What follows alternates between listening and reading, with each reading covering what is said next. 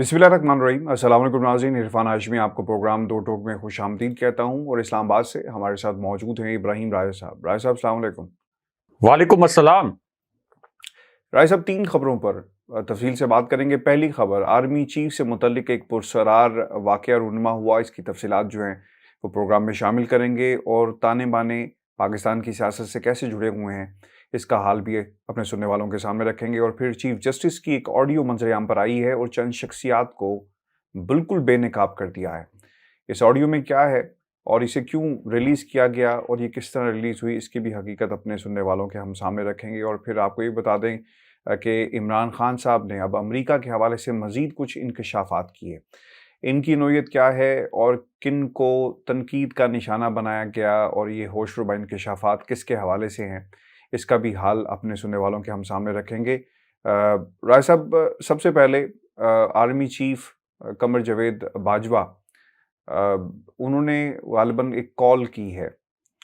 और ये ऐसे वक्त में की जब पाकिस्तान के अंदर जो माशी हालात हैं वो किसी से कंट्रोल नहीं हो रहे। वो हुकूमत जो दावा करती थी कि वो अरस्तू हैं और मईशत को संभाला दे सकते हैं, डॉलर को कंट्रोल कर लेंगे, डॉलर उनसे कंट्रोल नहीं हो रहा। नवाज शरीफ बाकायदा जो इजलास हुआ पीडीएम का, उसमें उन्होंने मुखातिब करके मिफ्ता को कहा कि जनाब, आप तो कहते थे कि 23 रुपये, 23 और 55 रुपये में बड़ा ज़मीन आसमान का फ़र्क होता है। तो ये शहबाज स्पीड साहब भी इनकी हुकूमत के अंदर बड़ी स्पीड के साथ मईशत नीचे गई, कुछ नहीं कर सके। अब कॉल की गई, पैसे मांगे गए हैं, 1.2 अरब की बात की जा रही है और कहा गया एक इदारे को कि आप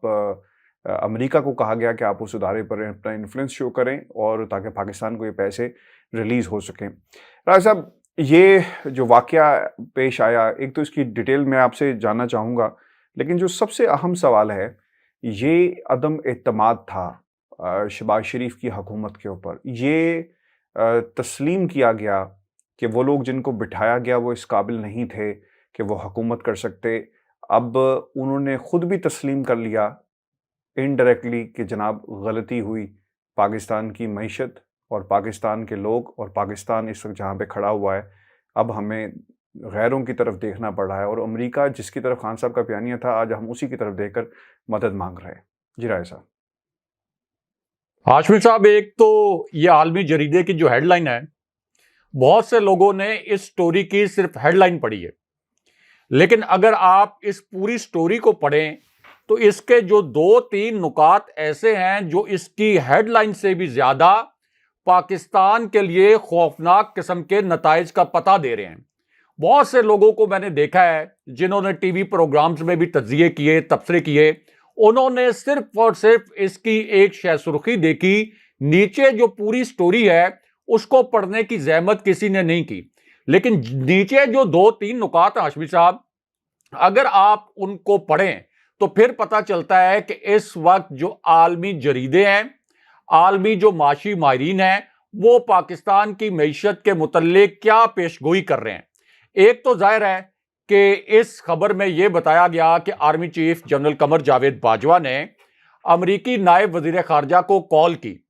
और कॉल के मुतल्लिक जो डिटेल्स लिखी गई हैं हाशमी साहब, उसमें यह भी मेंशन किया गया कि जुलाई के महीने में ही पाकिस्तान के सिविल और अस्करी नुमाइंदों की अमरीकी हुकाम से मुलाकातें हुई। अब इन मुलाकातों में एक तो तवक्को ये थी इस इंपोर्टेड हुकूमत की कि ये IMF की डील हो जाएगी, अमरीका से कोई माशी इमदाद भी मिल जाएगी, लेकिन ये जो मुलाकातें थी ये मुकम्मल तौर पर नाकाम हो गई और जुलाई में होने वाली इन मुलाकातों के मुतल्लिक कम से कम पाकिस्तानी अवाम को आगाह नहीं किया गया। ये पाकिस्तानी मीडिया में कहीं भी रिपोर्ट नहीं हुआ कि इस किस्म की मुलाकातें हुई थी। दूसरा हाशमी साहब, जो बड़ा ही तकलीफ दह नुक्ता था, जो मुझे पर्सनली बड़ा तकलीफ दह लगा, उसमें लिखा हुआ था कि एक ऐसी आर्मी जिसके 6,50,000 ट्रूप्स हैं, ये फिगर उन्होंने कोट किया कि 6.5 लाख जिस फौज के पास ट्रूप्स हैं, जिसको एशिया में एक बड़ी मजबूत आर्मी समझा जाता है, उसके आर्मी चीफ को कॉल करनी पड़ी है अमरीकी नायब वजीर खारजा को कि वो IMF के ऊपर दबाव डालें یعنی امریکی نائب وزیر خارجہ IMF کے اوپر دباؤ ڈالیں ورنہ ہم دیوالیہ ہو جائیں گے۔ تو آپ اندازہ کر لیں کہ اس قسم کے الفاظ اگر کسی عالمی جریدے میں یہ لکھے جائیں کہ ایک ایسی فوج کا سربراہ اسے کال کرنی پڑ رہی ہے جس کے متعلق یہ تاثر ہے کہ وہ اپنے خطے کی ایک مضبوط فوج ہے اور اس کے نیچے 6,50,000 ٹروپس ہیں جو فگر کوٹ کیا گیا۔ پھر ہاشمی صاحب اسی خبر کے اندر یہ بھی لکھا گیا کہ پاکستان کے متعلق جتنی بھی عالمی مالیاتی ایجنسیز ہیں جو کہ آپ کی معیشت کی صحت کی جانچ کرتی ہیں وہ اس نتیجے پر پہنچی ہیں کہ پاکستان کے حالات بہت جلدی سری لنکا کے حالات جیسے ہو سکتے ہیں اور پاکستان کے حالات سری لنکا جیسے حالات ہونے میں بالکل تھوڑا سا وقت باقی رہ گیا ہے۔ یہ بھی سٹوری کا حصہ ہے کہ اس وقت دنیا بھر کے جو عالمی اور آپ کہہ لیں کہ انٹرنیشنل جو مانیٹری ادارے ہیں، اسی طرح جو معیشت دان ہیں بڑے بڑے، وہ یہ کہہ رہے ہیں کہ پاکستان کسی بھی وقت معاشی طور پر سری لنکا کے حالات کی جانب جا سکتا ہے۔ اب یہ جو نکات ہیں یہ میں نے دیکھے کہ کہیں بھی ہائی لائٹ نہیں کیے گئے۔ پھر ہاشمی صاحب یعنی پاکستان کی معیشت کا پورا یہ احوال بیان کر کے یہ لکھا گیا کہ ایک پرائم منسٹر تو پاکستان کے اندر موجود ہے، یعنی شہباز شریف کو کوٹ کر کے لکھا گیا کہ ایک پرائم منسٹر تو موجود ہے لیکن ایک ایسا پرائم منسٹر جس کو معزول کیا گیا تھا اس کی جانب سے شہباز شریف پر شدید دباؤ ہے اور شہباز شریف کو شدید قسم کی سیاسی مزاحمت کا سامنا ہے۔ یعنی یہ بھی ایکنالج کیا گیا کہ عمران خان کتنی بڑی قوت ہے پاکستان کے اندر۔ اور پھر آپ یہ کہہ لیں کہ جس قسم کے الفاظ استعمال کیے گئے ہاشمی صاحب یہ ہمارے ملک کے لیے بڑے تضحیک آمیز ہیں۔ یعنی ظاہر ہے کہ انہوں نے کوئی پاکستان کی تضحیک کرنے کی کوشش تو نہیں کی اپنی طرف سے، انہوں نے تو اپنی جانب سے خبر لگائی، خبر کے اندر حقائق بیان کیے، لیکن وہ حقائق پاکستان کے لیے اصل میں بڑے تضحیک آمیز ہیں کہ پاکستان کے آرمی چیف کو ملک کو دیوالیہ ہونے سے بچانے کے لیے امریکی نائب وزیر خارجہ سے درخواست کرنی پڑی، اپیل کرنی پڑی ہے امریکہ سے کہ ہمیں دیوالیہ ہونے سے بچا لیں۔ اب ہاشمی صاحب اس میں جو بہت امپورٹنٹ فیکٹر ہے وہ کیا ہے کہ 3.5 مہینے پہلے جب عمران خان صاحب کی حکومت نہیں گری تھی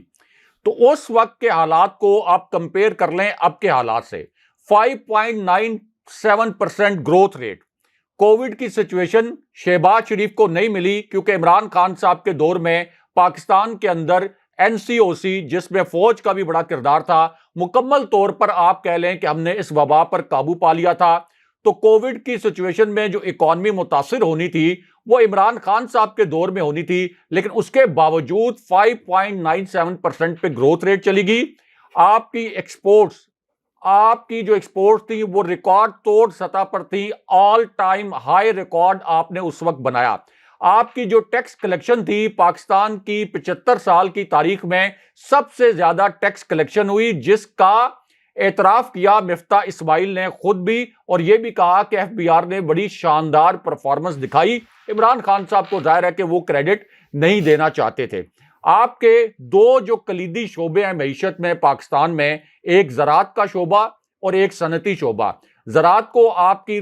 معیشت کی ریڑھ کی ہڈی کہا جاتا ہے، اور اب چونکہ تھوڑا سا ماڈرنائزڈ ہو گیا ہے دور، تو اب آپ کا جو صنعتی شعبہ ہے وہ بھی ایکولی امپورٹنٹ ہے۔ تو یہ دونوں شعبوں میں جو آپ کے اہداف مقرر کیے گئے تھے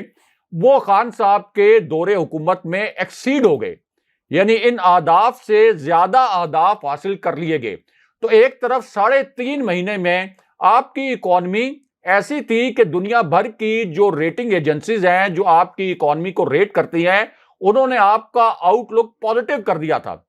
اور اب یہ حالت ہے صرف 3.5 مہینے میں ہاشمی صاحب کہ تمام جو ریٹنگ ایجنسیز ہیں انہوں نے پاکستان کا معیشت کا آؤٹ لک جو ہے وہ مائنس میں کر دیا ہے۔ اب آپ بتائیں کہ 3.5 مہینے میں کتنا بڑا ڈیزاسٹر ہوا ہے، اس کا ذمہ دار کون ہے؟ اس کا جو بھی ذمہ دار ہے اس کو اکاؤنٹیبل کرنا چاہیے یا نہیں کرنا چاہیے کہ پاکستان کو کس تباہی کے گڑھے میں دھکیل دیا گیا، اور ایک ایسی صورتحال میں ہاشمی صاحب کہ جب ایک ایسا پرائم منسٹر موجود تھا جس کے اوپر کرپشن کا کوئی داغ نہیں تھا، جو پاکستان کے تمام علاقوں، تمام صوبوں میں، تمام اکائیوں میں یکساں طور پر مقبول بھی تھا، جس کی کیبنٹ کا کوئی مالیاتی سکینڈل نہیں تھا، جس کے دور میں آپ کی اکانومی زبردست طریقے سے چل رہی تھی اور جو مہنگائی کا انٹرنیشنل فینومنا تھا، اس کے باوجود تمام آپ کا جو نچلا طبقہ تھا اس کو خان صاحب نے 3-4 ایسے پروگرامز جن کو انٹرنیشنل لیول پر ایکنالج کیا گیا، ان کے ذریعے اس غریب طبقے کو کور دیا ہوا تھا۔ مثال کے طور پر Ehsaas program, national health card program, کوئی بھوکا نہ سوئے پروگرام اور پناہ گاہوں جیسے پروگرام۔ تو ایسے پرائم منسٹر کی ایسی حکومت گرا کر جس نے شہباز شریف کو مسلط کیا، اس نے کتنی برے طریقے سے پاکستان کو تباہی کے اس گڑھے میں دھکیل دیا کہ 3.5 مہینے کے بعد ہمارے آرمی چیف کو کالز کرنی پڑ رہی ہیں مالی امداد لینے کے لیے۔ اس کے بعد ہاشمی صاحب، اب آپ یہاں پر ایک اور بات نوٹ کریں کہ اس وقت ہماری فوج کے حالات ایسے ہو گئے ہیں کہ خود D G I S P R نے بتایا کہ پیٹرول بچانے کے لیے ہماری جو ایکسرسائزز ہیں وہ محدود ہو گئی ہیں، ہمارے آپریشنز محدود ہو گئے ہیں، ہمیں فرائیڈے کو ڈرائی ڈے کے طور پر منانا پڑ رہا ہے کہ فرائیڈے کے لیے ہمارے پاس فیول نہیں ہے۔ تو خان صاحب کی وہ بات ٹھیک ثابت ہو گئی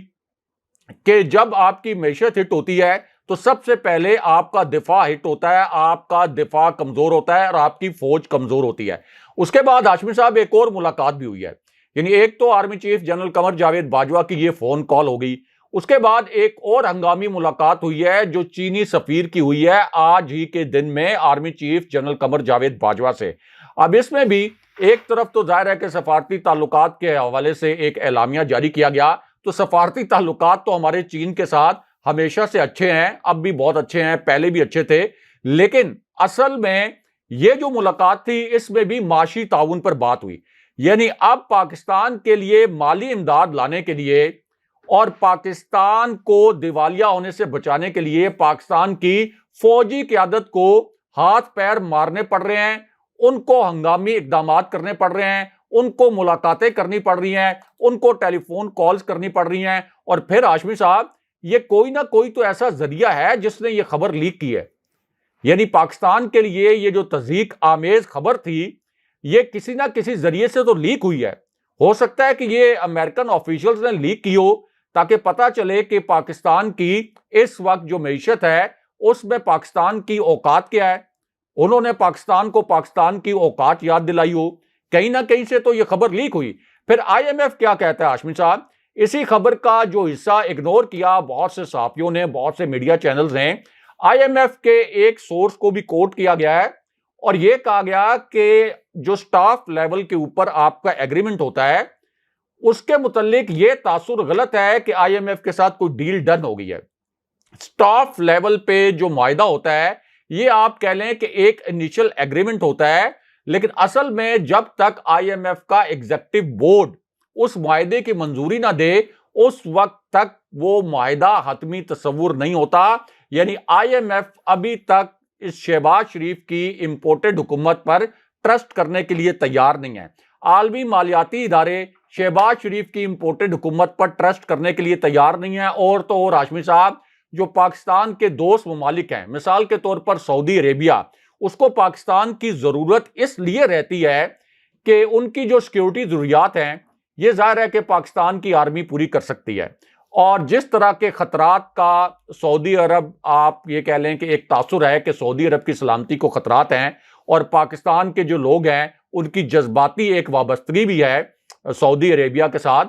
تو اس پوری صورتحال میں سعودی عربیہ کی سیکیورٹی ضروریات چونکہ پاکستان آرمی پوری کر سکتی ہے، تو یہ آپ کہہ لیں کہ ایک پاکستان کے پاس ٹول تھا جس کی وجہ سے پاک آرمی سعودی عربیہ سے امداد لے لیتی تھی، یو اے ای سے امداد لے لیتی تھی، لیکن اس مرتبہ سعودی عرب نے بھی ہمیں ہری جھنڈی دکھا دی، پاکستان کو نہیں، کیونکہ پاکستان کی تو وہ پہلے بھی امداد کرتے رہے ہیں، عمران خان صاحب کے دور میں بھی انہوں نے امداد کی پاکستان کی، لیکن شہباز شریف کے دور میں سعودی عربیہ بھی پاکستان کی معیشت کے اندر اور شہباز شریف کی حکومت پر ٹرسٹ کرنے کے لیے تیار نہیں ہے۔ ترکی نے شہباز شریف وہاں پر گئے، ان کا ایک جملہ بڑا وائرل ہوا کہ ترک صدر کو میں نے کہا کہ خدا نہ خواستہ میں یہاں پہ بھیک نہیں مانگنے آیا، لیکن ایک مرتبہ آپ ہمیں پیسے دے کر دیکھیں، ہم کچھ آپ کو کرشمہ کر کے دکھائیں گے۔ یعنی اس قسم کے الفاظ شہباز شریف ترک صدر کے سامنے بول رہے ہیں اور پھر خود بتا بھی رہے ہیں کہ میں نے اس طرح سے انڈائریکٹلی ترک صدر سے بھیک مانگی، لیکن ترکی سے بھی کچھ نہیں ملا۔ اس کی وجہ یہ ہاشمی صاحب کہ ہر مرتبہ سعودی عربیہ نے جب ہمیں امداد دی، یو اے ای نے ہمیں امداد دی شریف فیملی کے دور میں، اسی طرح دیگر ممالک نے ہمیں جو امداد دی، وہ امداد ہماری معیشت کے اندر تو ایڈ نہیں ہوئی، لیکن شریف خاندان کے جو اثاثے ہیں یہ دن دگنی رات چگنی نہیں بلکہ دن میں 10 گنا اور رات میں 20 گنا بڑھتے گئے۔ تو اس وجہ سے اب یہ حالت آ گئی ہے کہ جو ہمیں چین نے ایک قرض دیا تھا ہنگامی طور پر دیوالیہ ہونے سے بچانے کے لیے شہباز شریف کی حکومت آنے کے بعد، اس کا بھی 66% ہم کھا گئے ہیں۔ شہباز حکومت 66% حصہ اس کا خرچ کر چکی ہے، لیکن اس کے باوجود پاکستان دیوالیہ ہونے کے مکمل طور پر قریب پہنچ چکا ہے، اور جنرل باجوہ کی یہ جو کال ہے یہ اس ارجنسی کو ظاہر کرتی ہے۔ اس کا مطلب یہ ہے کہ 3.5 مہینے کے اندر جو پاکستان کے ساتھ کھلواڑ کیا گیا ہے اب جا کر اس کی ریئلائزیشن ہو رہی ہے۔ اب بھی وقت ہے کہ نئے الیکشن فوراً کروائے جائیں، اس سے پہلے کہ یہ ملک اتنے برے طریقے سے ڈوبے کہ پھر لوگوں کا رد عمل آئے۔ 240 روپے کے اوپر آپ کا ڈالر چلا گیا ہے، اور پھر ایسا نہ ہو کہ پاکستان کے جو طاقت کے ایوان ہیں، جو آپ کا پرائم منسٹر ہاؤس ہے طاقت کا ایوان، یہاں پر پرائم منسٹر سیکریٹریٹ، آپ کی اسمبلیز، یہاں پر لوگ حملے شروع کر دیں اور پھر ان ایوانوں کو جلانا شروع کر دیں۔ ایسا خان صاحب نے بھی کچھ انکشافات کیے ہیں، اور وہ یہ کہتے ہیں یہ جو ٹیلی فون کال کا معاملہ ہے کہ اگر یہ بات درست ہے کہ جنرل باجوہ امریکیوں کو فون کر رہے ہیں تو اس کا مطلب ہے کہ ہم کمزور ہوتے جا رہے ہیں۔ اور پھر انہوں نے یہ بھی کہا کہ حکومت پر نہ دیگر ممالک کو اعتماد ہے نہ IMF کو، مجھے یہی لگتا ہے کہ اب آرمی چیف نے ذمہ داری لی ہے، میری ان سے ذاتی لڑائی نہیں، میرے تو نواز شریف اور بینظیر بھٹو سے اچھے تعلقات تھے۔ پھر انہوں نے عارف نقوی کا بھی ذکر کیا کہ 20-25 سال سے، اس پر بھی ہم بات کریں گے تفصیل کے ساتھ کہ عارف نقوی جو پاکستان کا فائدہ کروا رہے تھے اور جس طرح پیسے وہ ایک مستقل ڈونر تھے خان صاحب کے مختلف پروجیکٹس کے حوالے سے، اس پہ بھی انہوں نے بہت ساری باتیں کہی ہیں۔ لیکن جو سب سے امپورٹنٹ بات یہ ہے کہ ملک کمزور ہوگا اگر ملک کا سپہ سالار خود جو ہے وہ بات کر رہا ہے، اور ایک طرح سے یہ اس بات کی تصدیق ہو گئی جو خان صاحب کہہ رہے تھے کہ اگر آپ نے ان لوگوں کو ہم پر مسلط کرنے کی کوشش کی اور مداخلت نہ کی اور باہر کی مداخلت کو کامیاب ہونے دیا تو ملک کا دیوالیہ نکل جائے گا، اور آج ملک کے حالات تو رائے صاحب یہی بتا رہے ہیں۔ دیکھیں ہاشمی صاحب، خان صاحب نے جو الفاظ بولے ہیں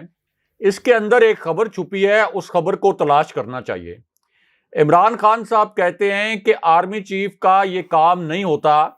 کہ وہ اس طرح سے دیگر ممالک کے آفیشلز کو فون کرے اور ان کو کہے کہ ہمیں مالی امداد دیں۔ تو خان صاحب کہہ رہے ہیں کہ اس وقت معیشت کا اتنا دیوالیہ نکلا ہے کہ جنرل باجوہ کو یہ کال کرنی پڑی ہے۔ پھر خان صاحب یہ کہتے ہیں، ظاہر ہے کہ خان صاحب پرائم منسٹر رہے تو ان کے پاس بہت سے اہم راز بھی ہوں گے، بہت سے ایسے معاملات ہوں گے جن کی جانب اب انہوں نے اپنے اس ARY کے انٹرویو میں اشارہ بھی کیا ہے۔ خان صاحب نے کہا کہ اگر ہم نے امریکہ سے مدد مانگی ہے اور اگر امریکہ اب ہماری معاشی مدد کرتا ہے تو اس کا مطلب یہ ہے کہ ہم کمزور ہوں گے اور ہماری سیکیورٹی کے حوالے سے کوئی نہ کوئی ڈیمانڈ کی جائے گی۔ اور خان صاحب کے الفاظ یہ تھے کہ اس سے پہلے بھی امریکہ متعدد بار کئی مرتبہ ہماری سیکیورٹی کے شعبے کے حوالے سے کچھ مطالبات کرتا رہا ہے۔ اب یہ بڑی معنی خیز بات ہے کہ اگر امریکہ نے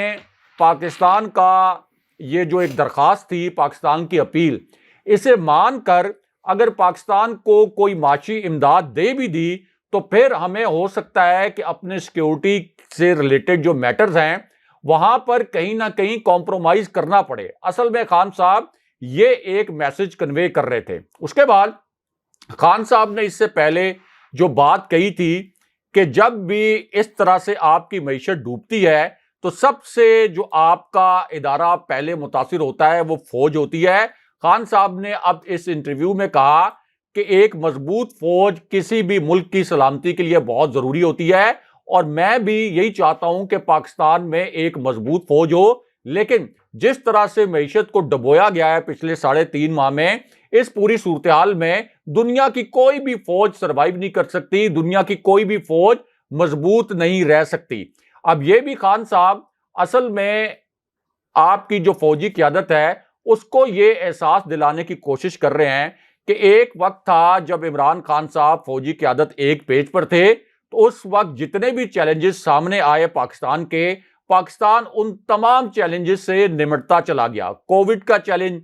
فورن پالیسی کے چیلنجز، افغانستان کی صورتحال کا چیلنج، آپ کے جو معاشی چیلنجز ہیں ان تمام چیلنجز سے آپ نے نمٹ لیا۔ لیکن جب یہ کرپٹ حکمران مسلط کیے گئے جن کا انٹرسٹ صرف اس بات میں ہے کہ منی لانڈرنگ کر کے اپنے شاہی محلات کس طریقے سے بنانے ہیں، جن کا انٹرسٹ صرف اس بات میں ہے کہ باپ پرائم منسٹر ہو تو بیٹا وزیر اعلیٰ ہو، اسی طرح مریم نواز اگر نااہل نہ ہوتی تو وہ بھی ظاہر ہے کسی عہدے پر ہوتی، اسحاق ڈار کو کس طریقے سے پاکستان میں واپس لا کر وزیر خزانہ بنایا جائے، عابد شیر علی کو کہاں پہ فٹ کیا جائے، اپنے جتنے عزیز و اقارب ہیں ان کو کس طریقے سے یہ جو لوٹ مار کا نظام بنایا گیا ہے اور دوبارہ سے یہ اقتدار میں آئے ہیں، تو اس لوٹ مار کے نظام میں اپنے رشتہ داروں عزیزوں کو کیسے ایڈجسٹ کیا جائے، اصل میں یہ ان کا فوکس ہے۔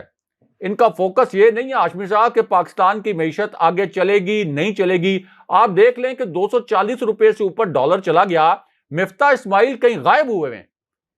کوئی سٹیٹمنٹ نہیں آ رہا، کوئی انٹرونشن نہیں ہے گورنمنٹ کی، کوئی سٹیٹ بینک کی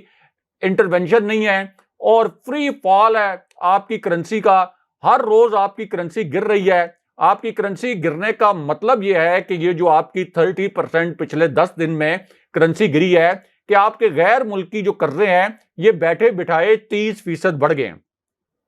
30% تک ہمارے غیر ملکی قرضے جو ہم نے ڈالرز میں پے کرنے ہوتے ہیں وہ ہمارے بڑھ گئے ہیں،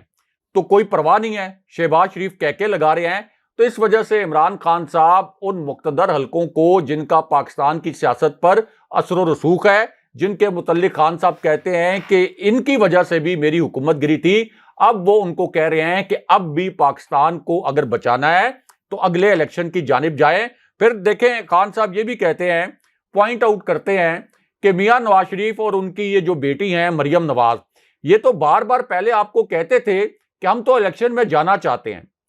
ہم تو حکومت میں آنا نہیں چاہتے تھے، تو اب ان کو الیکشن کا کیا خوف ہے؟ اب کیوں نہیں یہ الیکشن میں جاتے؟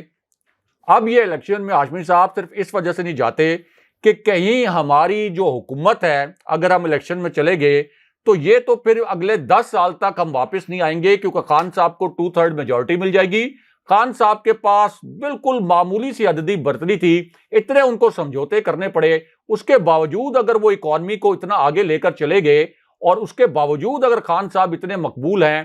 تو اس کا مطلب ہے کہ اگر ان کو 2/3 میجورٹی مل گئی تو پھر تو وہ اکانومی کو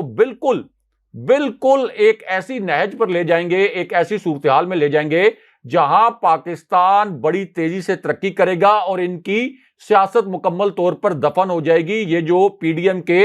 موروثی کردار ہیں۔ تو اس وجہ سے اب یہ الیکشن نہیں کرواتے۔ لیکن ہاشمی صاحب یہ بہت عرصے تک اس طرح چل نہیں سکتا، یعنی جنرل باجوہ کی اپیل کے بعد بھی اگر یہ مالی مسائل حل نہیں ہوتے اور یہ ملک دیوالیہ ہونے کے قریب جاتا ہے تو کیا پھر بھی فوجی اسٹیبلشمنٹ نون لیگ کے پیچھے، پی ڈی ایم کے پیچھے کھڑی رہے گی یا ریاست کو بچایا جائے گا؟ تو اب ایک طرف یہ فیصلہ کرنا ہے ہمارے جو ریاستی ادارے ہیں، ہماری اسٹیبلشمنٹ فوجی قیادت کہ زرداری خاندان اور شریف خاندان جو کہ کرپٹ خاندان ہیں، ان کو بچانا زیادہ ضروری ہے یا ریاست کو بچانا ضروری ہے؟ یہ فیصلہ اب ہماری جو ریاستی ادارے ہیں اور ریاستی اداروں کی جو قیادت ہے ان کو کرنا ہے۔ ڈاکٹر صاحب ایک آڈیو سامنے آئی ہے، اور یہ آڈیو آنے کی بنیادی وجہ کرٹیسزم تھا پاکستان کے اعلیٰ عدلیہ کے اوپر، کچھ ججز کے اوپر مخصوص لوگ کر رہے تھے۔ اب یہ جو آڈیو جاری کی گئی ہے، سپریم جوڈیشل کونسل کا اجلاس ہوا اور اس کے حوالے سے 2 خطوط کے بعد یہ آڈیو جو ہے وہ جاری کی گئی، کیونکہ الزام لگائے جا رہے تھے کہ جو اجلاس ہے اس میں چیف جسٹس شاید اٹھ کر چلے گئے، لیکن اوبیسلی اب یہ آڈیو سامنے آئی تو اس کے بعد اس کے اوپر ڈیٹیل جو ہے ساری سامنے آ گئی۔ یہ audio chief justice of Pakistan کی ہدایت پر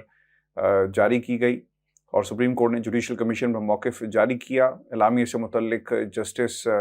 فائز عیسیٰ اور جسٹس طارق مسعود نے اختلاف کیا ہے اور اختلاف کے باعث پرنٹ اور الیکٹرانک میڈیا پر ایک تنازع کھڑا ہوا۔ اعلامیے میں کہا گیا کہ اٹارنی جنرل نے اجلاس مؤخر کرنے کی رائے دی۔ غیر متوقع حالات میں جوڈیشل کمیشن کے چیئرمین نے رولز ریلیکس کرنے کی اجازت دی اور اجازت دی گئی کہ 28 جولائی کے اجلاس کی آڈیو ریکارڈنگ ویب سائٹ پر سپریم کورٹ آف پاکستان کی اسے جاری کیا جائے۔ اعلامیے میں بتایا گیا کہ آڈیو ریکارڈنگ کے مطابق اٹارنی جنرل نے رولز بنانے تک معاملہ مؤخر کرنے کے لیے کہا۔ اٹارنی جنرل نے کسی ہائی کورٹ جج کے متعلق میرٹ پر رائے نہیں دی اور نہ ہی ہائی کورٹ کے کسی جج کو جانچنے یا مسترد کرنے پر رائے دی۔ اس طرح جوڈیشل کمیشن کے 5 ارکان کے کہنے پر اجلاس جو ہے وہ مؤخر کیا گیا۔ اور یہ بھی آپ کو بتا دیں کہ chief justice of Pakistan justice Umar Ata Bandial کی زیر صدارت جوڈیشل کمیشن کے اجلاس میں چیف جسٹس کے نامزد ججز کے نام کثرت رائے سے مسترد کیے گئے تھے۔ صاحب یہ وہ کنٹروورسی ہے جس کے بعد اس آڈیو کو جاری کیا گیا، لیکن اب آڈیو جاری ہو گئی، حقائق سامنے آ گئے۔ مقصد کیا تھا؟ پہلے کنٹروورشل بنانا اور پھر اس کے جواب میں چیف جسٹس کو یہ آڈیو جاری کرنی پڑی ہے رائے صاحب؟ دیکھیں ہاشمی صاحب، یہ جو چیف جسٹس کا فیصلہ تھا حمزہ شہباز کو برطرف کرنے کا، جو آئین اور قانون کے مطابق تھا، جس کے متعلق پاکستان کے اندر ایک بھی وکیل ایسا نہیں تھا، ایک بھی کوئی قانونی ماہر ایسا نہیں تھا، ایک بھی کوئی آئینی ماہر ایسا نہیں تھا جو یہ کہہ رہا ہوتا کہ حمزہ شہباز پاکستان کے آئین کی کسی بھی شق کے تحت بچائے جا سکتے تھے۔ یعنی یہ تو پاسبل ہی نہیں تھا۔ سپریم کورٹ کا پورا فل کورٹ بھی بیٹھا ہوتا، کوئی جج کہیں سے کوئی شق نہیں نکال سکتا تھا جس کے تحت حمزہ شہباز کو بچایا جاتا۔ اب ہاشمی صاحب چونکہ چیف جسٹس نے، جسٹس اعجاز الاحسن نے یہ فیصلہ دے دیا، 3 رکنی بینچ جو تھا، تو اس کے بعد سے آپ یہ کہہ سکتے ہیں کہ گاڈ فادرز اور سیسیلین مافیاز کے کردار چیف جسٹس کا گھیرا تنگ کرنے کے لیے اکٹھے ہو گئے۔ آپ ذرا ڈاٹس کو کنیکٹ کریں اور کڑیوں کے ساتھ کڑیاں جوڑیں کہ پہلے مریم نواز کے جو ٹویٹس آئے، جو بیانات آئے چیف جسٹس کے متعلق کہ آپ اپنا ترازو سیدھا کر لیں، اس کے باوجود کہ مریم نواز عدالت سے نااہل ہیں، سزا یافتہ ہیں، تو وہ آن کیمرہ چیف جسٹس کو کہتی ہیں کہ آپ نے بینچ فکسنگ کی ہے،